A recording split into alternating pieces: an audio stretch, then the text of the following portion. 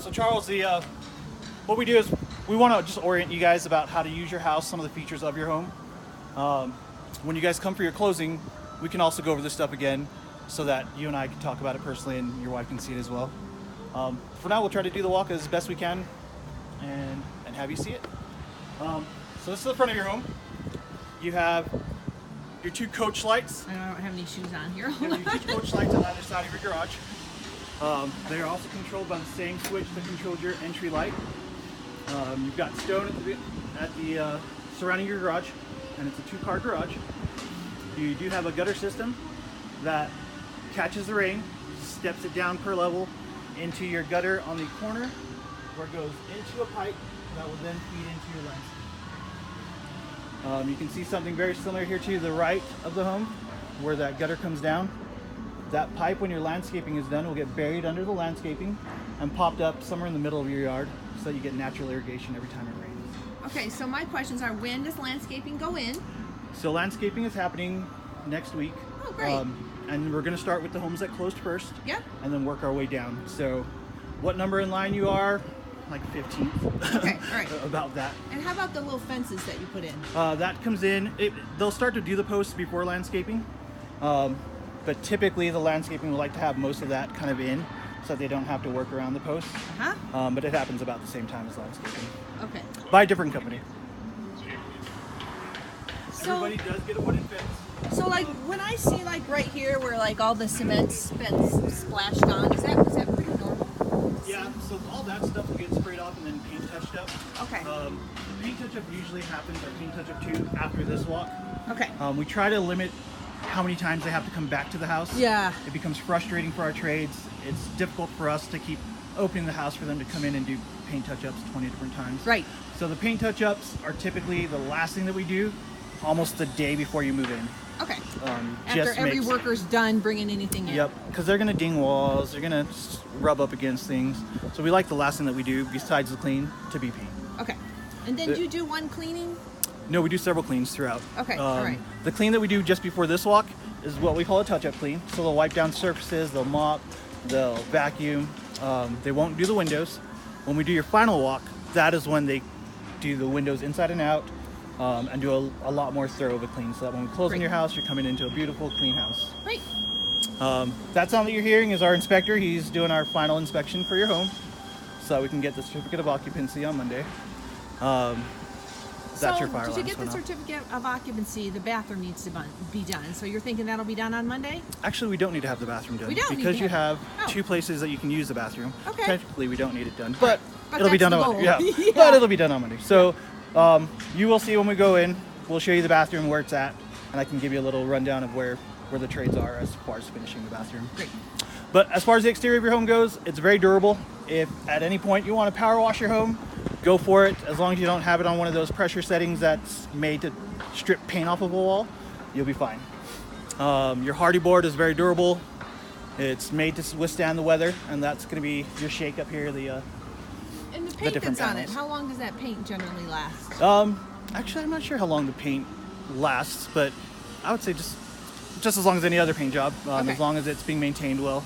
And exterior maintenance would be their responsibility or the HOA's? Exterior maintenance of the house is their responsibility. Okay. I believe No, I they're mean also like the responsible paint, for for the example. Oh yeah, that's on the homeowner. Okay. If in fact you do have paint that's coming off not long after you move in, obviously we did Right. something wrong in prep. That's right. We will come back and fix it. But typically, once you move in, the paint job on the exterior is yours to maintain, and that's just homeowner maintenance. So there's going to be, it's your home. You should be responsible for taking care of it as much as possible. But if it is something that we caused or we didn't do right, let us know. We'll take care of it. Great. So yeah, as far as the outside of your house, on the front of your house, that's pretty much it. Okay. When you come, I'll show you where your property pins are and where your water meter is for the clean out. Okay. And we'll do that at your final closing. All right. Alrighty, let's head in and Go in. After from you.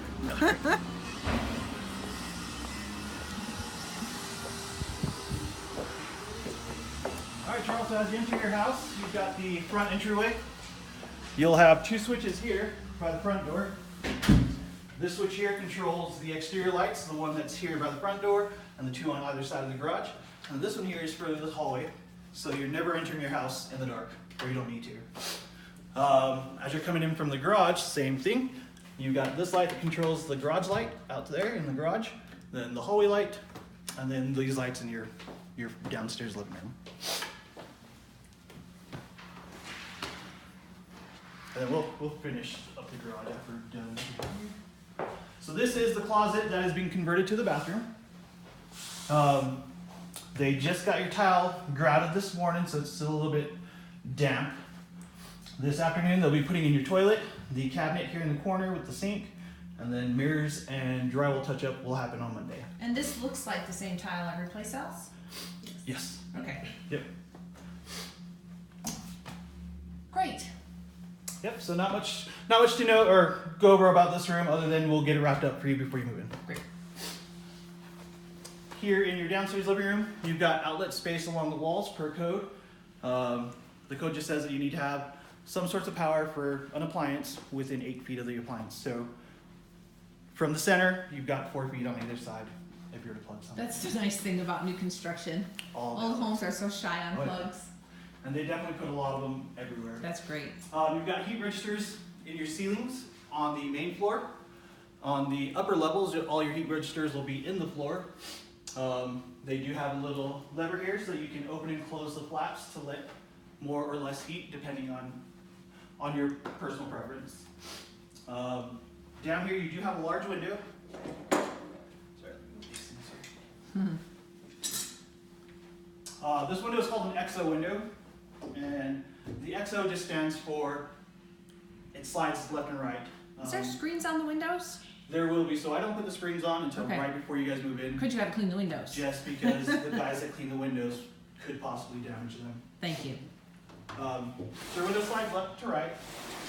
If you ever need to remove your window, you will slide it down to the side, just so when you're past these two clips that are in the top here, you will be able to lift the window up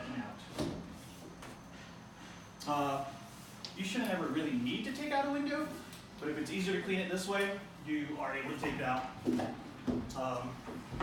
Other than that, I mean, very rarely do I have people trying to take windows out. I have a question. Yeah. So those windows are only easy to stick out from the inside, not the outside? Yep, not the outside. So when it's closed, these clips that are at the top prevent it from lifting up enough to get it out past this track at the bottom. Okay. You could potentially open it from the outside if it was about this far open, but then grabbing it from the outside and trying to get it all the way out is almost impossible.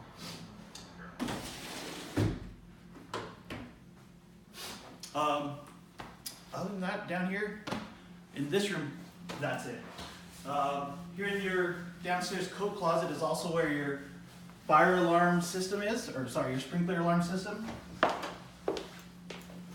And that's what you see there. There is a cover that goes over it. We just had your final inspection this morning, so I had to leave it off, but the cover will cover it like so. There's not really any need for you guys to ever get into that, unless you do have a fire in your home. Does it ever need to be checked every couple of years or anything like that? Not that I know of. And when we do your final walk, we'll show you where the water control is for this. Okay. And that's something that they actually tell you don't ever touch, Okay. because it should always stay on. All right. And the fire department has already come and inspected this. Everything looks good. Great. We've been signed off on it. So yeah, it's functioning properly. You've got fire. Okay, go ahead. You said, so this is a sprinkler system for the interior of the home? For the interior of the home, yes. Can you show me an example of a sprinkler? Right there at the top by the light. I'm not sure if you can see that. Okay. And they are spaced out basically anywhere in your home that is large enough to need lighting. I don't know how to explain that any better, but I know, like down here, I'm Closets just you won't looking and I typically see have them in. one. closets you won't typically have them in, but bedrooms, bathrooms, main hallways. So yeah, I see the downstairs living one, space, or the living room, your kitchen. two.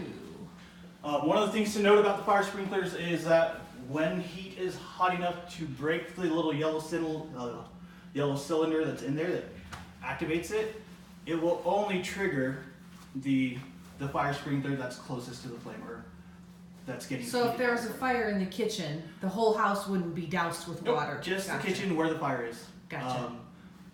When that happens, it'll pop. It'll run all the water in the line until the water's pretty much done. Cool. The fire's out. That's awesome. At that point, you'll have to contact the fire department. They come out, they do their thingy, and then they contact the guys that will refill the lines and redo your head. Another thing to note about that though is when you're moving things in, you've got large things. If you accidentally hit that with something, you could potentially break that and flood whatever sprinkler head you happen to hit. Okay. That's why it's got like that little flare at the bottom as well to kind of help you to prevent accidentally hitting it. Okay. And it's got two side protection bars. Mhm. But that's one thing that you really shouldn't need to touch or handle unless there's an emergency.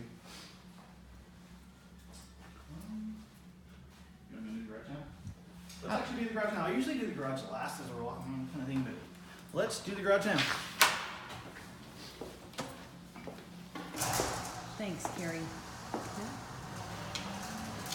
So here at Century and in this community, we don't finish the garages. We will tape off all the screw holes and the seams, but that is as much as we do in the garage. Your electrical panel for your home is here in the garage. So if you ever have something trip, you have a breaker pop, this is where you go, here to the panel. Lovely. It's all labeled. Very good. Of course, it needs to be there. So everything is labeled, like pointed out. Your dryer and your AC, we always leave it off until just before you move in. Your AC will turn on. Your dryer will actually leave off until you get yourself a dryer and you put it in, then you can turn it on yourself. The reason that we don't turn it on is just for safety reasons, in case somebody tries to screw around in there or touch something, or you don't know that it's on and you try to plug in your appliance. Your dishwasher, I purposely popped it up there so you can see what a tripped breaker looks like. So if you'll notice, if a breaker is off, it's going to be all the way to the side. A tripped breaker is going to be almost straight up and down. Now to reset it, you can't just push it back on. You do actually need to go all the way off and then back on. And then you know it's on. You'll know that a breaker is not full on when you go to turn it on. If you pull it that way and you can still wiggle it, it's not on all the way. And it comes with 2 garage door openers. It does. Okay. Your garage door openers we keep up on top of your garage door motor until you get here and we do your final walk. I'll give you those remotes. Okay. This little wire that hangs down, that's for the signal for your garage door. In the past, they used to try to tuck them in there because it looked cool, or it didn't stick out and look all weird. I would recommend you leave it down because if you pull it up into the cover, your range greatly diminishes. With it hanging down, you should be able to push it from about 400. And what are these up there for, those holes there? Sorry, so that was to get the plumbing into your bathroom. Bathroom, great. So when they come to do all your drywall touch up, Okay, the great. panels are there, they'll replace. Oh, yeah. and make it look all pretty. Thank you. Your garage door also has a function that, and I will show you for that. I see the sensors. And this is also something we can show you when you come down to your home portrait. What I'm doing now is I'm simulating a child or a person whose foot may be under the door, but may not be tripping the actual sensors. The garage doors have a safety feature that will make them pop back up after hitting an object without going full down. So this would be very similar to somebody having their foot there. They're not hitting the laser anywhere. And it just keeps somebody from getting pinned underneath the garage door.